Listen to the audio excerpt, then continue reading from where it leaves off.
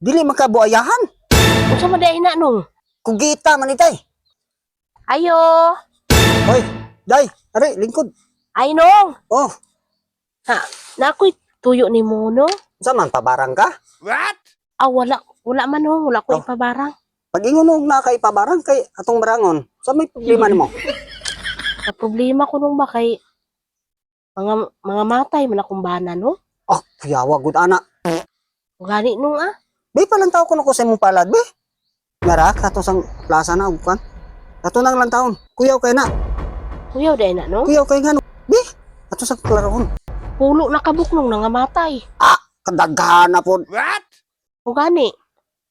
Kada bulan lagi ko ilis og bana no? Kuyawa kay day. Be? Okay.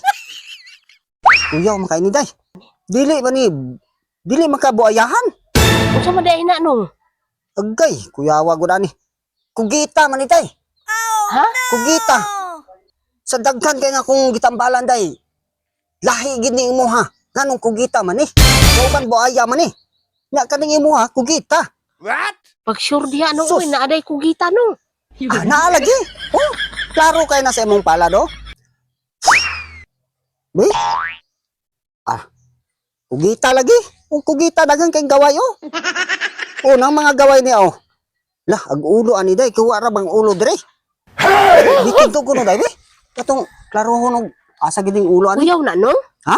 Kuyaw mo nung. Maabot man ang kugita. Amo gani atong pangitaon og asang ulo. Di, talikod.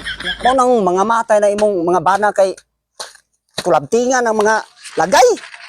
Ha? Kulabtingan sa gaway ng lagay. Di? Amo rin ang mga hiyos. Ala. Adiri day. Ha? Nadiring ulo. Sus kuyawa pud anang ang ulo na diya oh. Ano maabot mo na diyang ulo?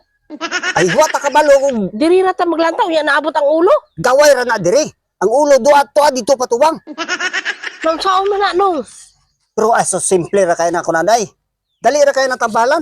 Muda ing mga matay na imong mga bana nga daghan kaayo kay pag ana guro ninyo katong yang lagay kulabtingan sa kanang gaway ba? Kulabtingan sa gaway.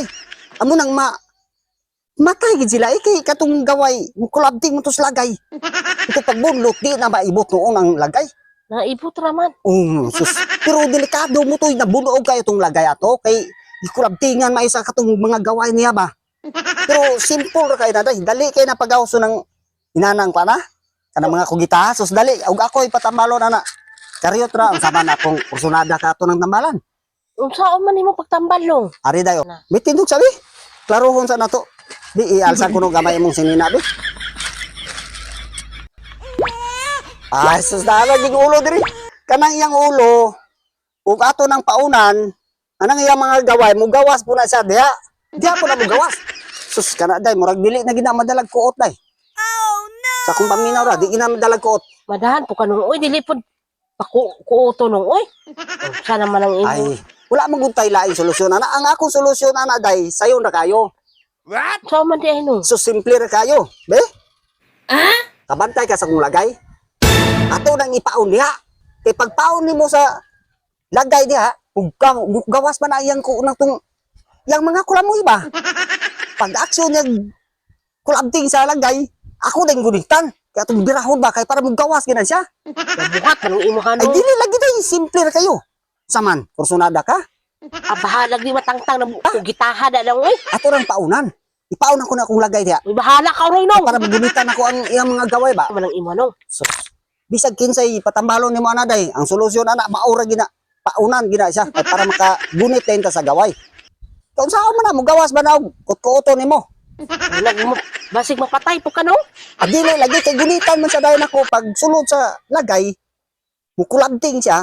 Di gunitan din akong gaway. Di ana bunlot nun din nato. Pero plaster gid ka. Dili lagi na siya ka kwantay. Di na sa kapatay nako kay grabe pagka-orasyon ako na unsam ka. Nananambal ko. Salig ba nako? Unsa man? Atong ipaon akong lagay? O di ko oy. Sige. Bahala na. Ayaw na lang nung oy. Ana, di Ako na lang magpatay-patay ani. Di gina mo gawas day. Ako na lang siya hiluan. Sige na day, ilagay na to, ipaon na day. Bahala ka na nung Sige oy. na day. Day. Pagkawapi klaro bayahan na.